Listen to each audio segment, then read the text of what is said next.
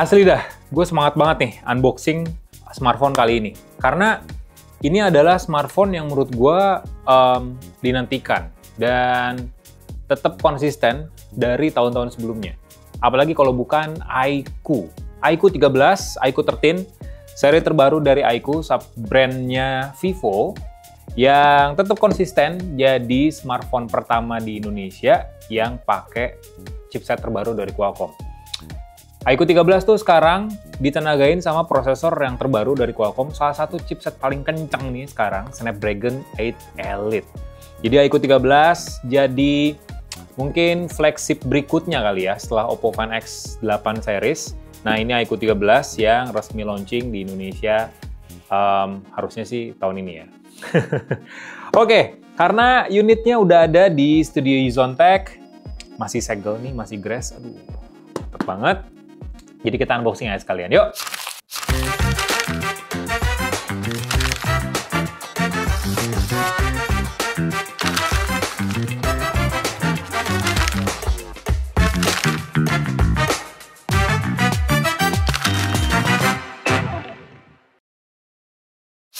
Dusnya sebenarnya masih mirip nih, kayak seri sebelumnya. iQOO tetap ngegandeng BMW M Motorsport sebagai premium partnernya.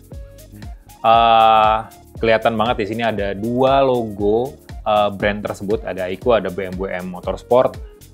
Ini wajib dikoleksi sih harusnya ya, apalagi buat kalian yang punya mobil BMW M Motorsport juga, sport car-nya BMW. Ini harusnya jadi smartphone yang harus kalian bawa nggak sih? Ya nggak sih? Dusnya sih sebenarnya simple ya, warna hitam ya, Vivo kayak pada umumnya. Di sini ada tulisan iQOO 13. Unit yang akan kita unboxing sekarang warnanya Alpha, RAM-nya 16GB dengan storage 512GB. Yang terpenting dari iQOO 13 yang gue pegang sekarang, ini resmi Indonesia, tuh buatan Indonesia ya. Jadi ini resmi made in Indonesia, legal, nggak kayak iPhone 16 series yang masih juga belum kelar TKDN-nya. Jadi ini udah dapet TKDN dari Kemenperin, udah muncul juga di pos Telkom Digi. Jadi ini resmi. Di sini juga ada informasi dari TU Verenland, terus juga ada Q2. Ini Q2 apa ya? Super computing chip dari iQOO. Wow. Oke, nanti mungkin kita akan bahas lebih lanjut di video review kali ya. Ini kita bakal bahas tipis-tipis saja. So itu aja. Dan mirip kayak seri sebelumnya nih, gue nggak usah pakai cutter buat ngebuka dus iQOO 13 karena di sini ada stiker open. Coba kita sebut ya. Tuh, langsung ngebuka coy. Jadi ini konsep unboxing yang menarik sih. Oke, ini dia dusnya iQOO 13, kita buka ya. Gak ada segel-segel kertas sih. Oh, wow.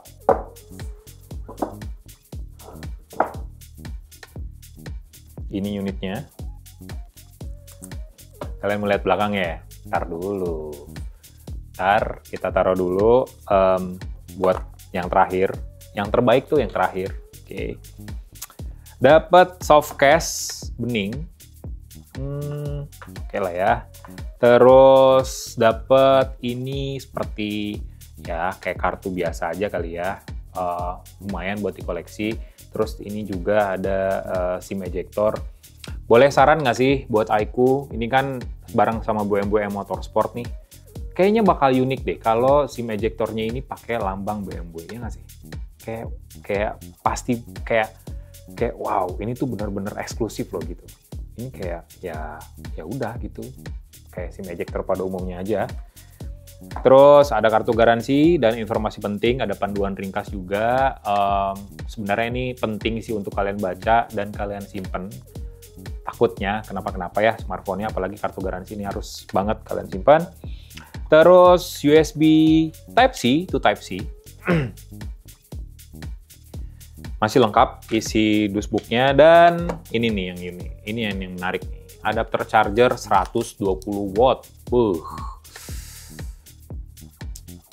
Vivo Flash Charge 120 watt. Jadi dia bisa ngecas maksimal dengan daya 120 watt. Udah ada di dalam paket pembeliannya. Ini dia iQOO 13-nya. Ini juga unik nih. Tuh, ini dari kertas, jadi bukan dari plastik. Kita tinggal open gini aja. Solid.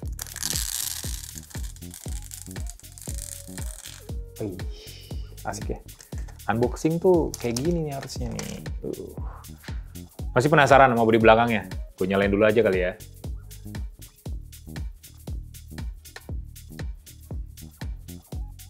iQOO.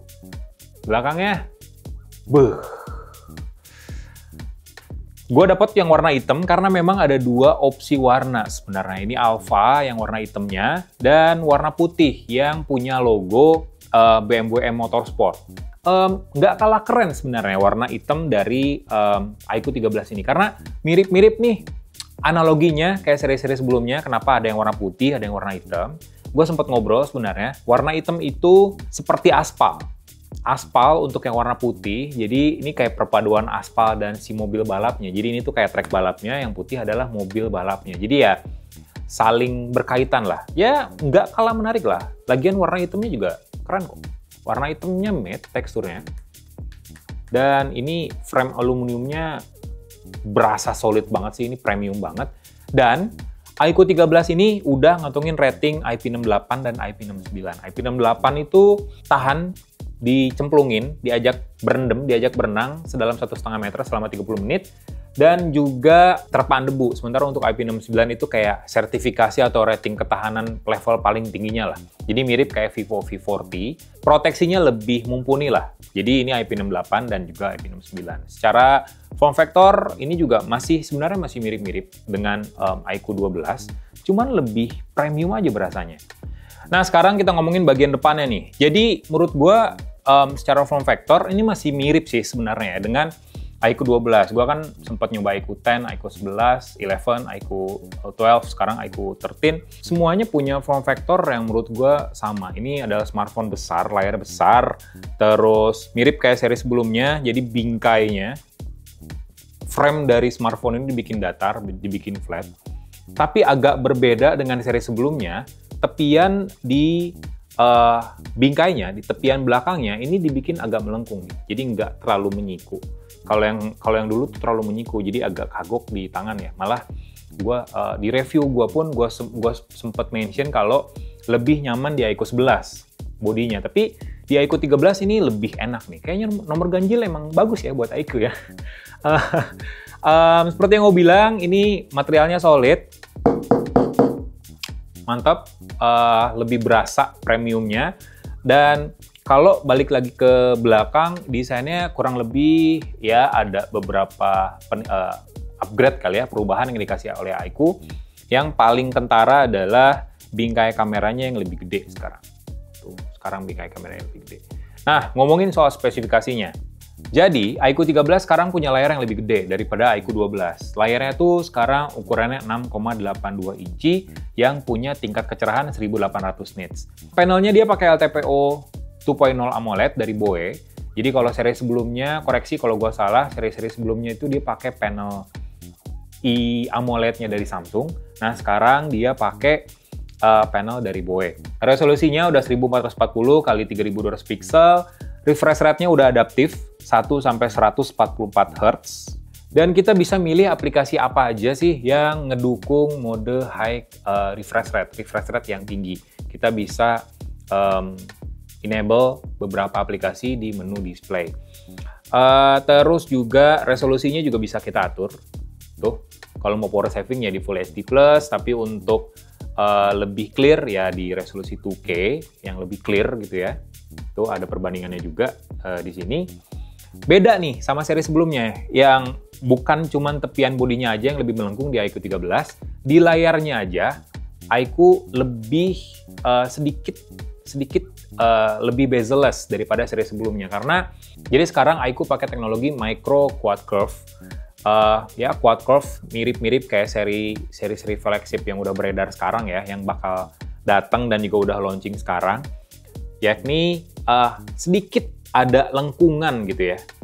Sedikit ada lengkungan di tiap sudut layar yang bikin pengalaman visual tuh lebih lapang, jadi lebih kelihatan bezel-less lagi gitu.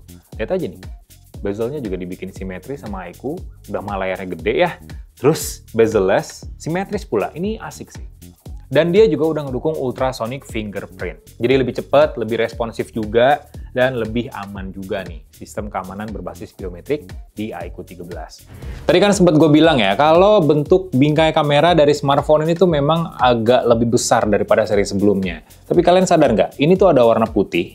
Nah, warna putih ini adalah panel RGB dari iQOO 13. Mirip kayak Asus ROG Phone 9. Jadi RGB ini akan nyala bukan cuman pas kita lagi main game, tapi pas ada notifikasi, panggilan telepon, atau ya kayak posisi idle aja. Jadi ada banyak efek yang bisa kalian aplikasikan, warnanya juga banyak banget. Ada beberapa pengaturannya. Kalau untuk di mode game, kalian bisa atur lampunya di game light effect. Jadi di sini ada nggak cuma layar, tapi juga di bagian sini kalian bisa nyalain.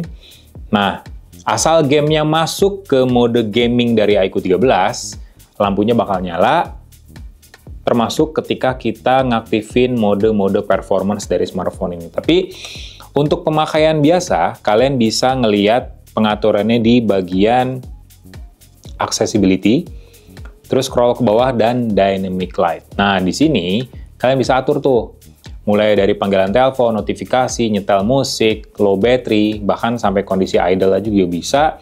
Ada banyak efeknya, ada breathing, pulsing, jumping, flowing. Ini flowing nih. Terus ini breathing. Tuh. Ini pulsing. Tuh, kedip-kedipnya ya. Dan ini jumping. Tuh. Kalian juga bisa atur kecepatannya kayak gimana, misalnya tuh lebih slow. Cuma memang agak kurang terang ya. Nggak terlalu terang gitu. Dan posisi lampunya tuh beneran kayak ada di bawah kameranya gitu loh. Tuh. Kelihatan nggak? Tuh, kayak ada di bawah kameranya gitu. Nah, ini untuk pilihan warnanya. Jadi ada banyak pilihan warna yang bisa kalian atur. Aplikasinya juga bisa. Misalnya kayak panggilan telepon nih bisa diatur kontaknya kayak gimana, siapa yang bisa yang nelpon kita dan lampunya nyala. Aplikasi juga tuh bisa diatur. Bahkan nyala lampunya juga bisa di-set sama kalian, termasuk brightness-nya. Untuk spesifikasinya, smartphone ini seperti yang gue bilang tadi, dia udah ditenagain sama prosesor paling kencang sekarang nih. Prosesor paling kencang buat smartphone Android. Dia pakai Snapdragon 8 Elite. Jadi suksesor dari Snapdragon 8 Gen 3. Namanya bukan 8 Gen 4 tapi 8 Elite. RAM-nya 16GB LPDDR5X, sorry. Dia udah ngedukung Dynamic RAM juga, bisa ditambah sampai 16GB. Jadi RAM-nya tuh total 32GB. Laptop gua aja udah nangis sih kedenger RAM dari smartphone ini udah 32GB ya. OS-nya Vantage OS 15, basisnya Android 15. Jadi kalau di versi Cina itu pakai Origin OS, kalau di sini pakai Vantage OS 15, Android 15. Storage-nya 512GB. Gua nggak tahu sebenarnya apakah ada opsi RAM dan memori lain dari smartphone ini, tapi ya harusnya sih ini jadi varian paling tinggi ya yang ada di Indonesia. Baterainya sendiri lebih jumbo nih, lebih tinggi. Jadi 6150 mAh. Fast charging-nya udah ngedukung sampai 120 watt. Jadi harusnya sih di bawah sejam lah, kurang dari sejam baterai smartphone ini udah penuh.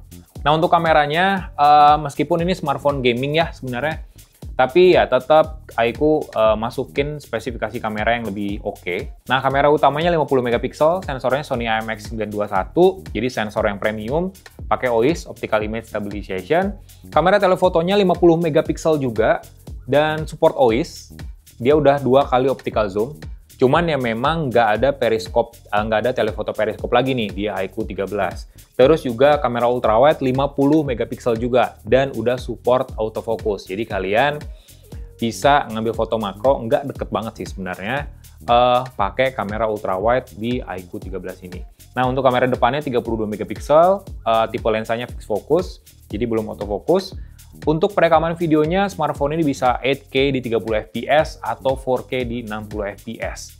Ada support gyro eyes juga, jadi secara stabilisasi ngambil video pasti lebih baik, lebih oke daripada seri sebelumnya. Gue masih belum tahu nih harganya berapa iQOO 13 di Indonesia. Dan untuk pengujian, benchmarking, hasil kamera, ngegame kayak gimana, opsi-opsi dan mode gaming di iQOO 13 juga belum gue coba, tapi bakal gue share nanti di video review iQOO 13 yang juga bakal tayang nih di Uzon Tech. Jadi kalian tungguin aja video berikutnya dari kita, dari Uzon Tech. Nah, sekarang like video ini, kasih komen, share juga jangan lupa, dan subscribe channel Uzon Tech. Jadi nantikan video-video berikutnya. Bye!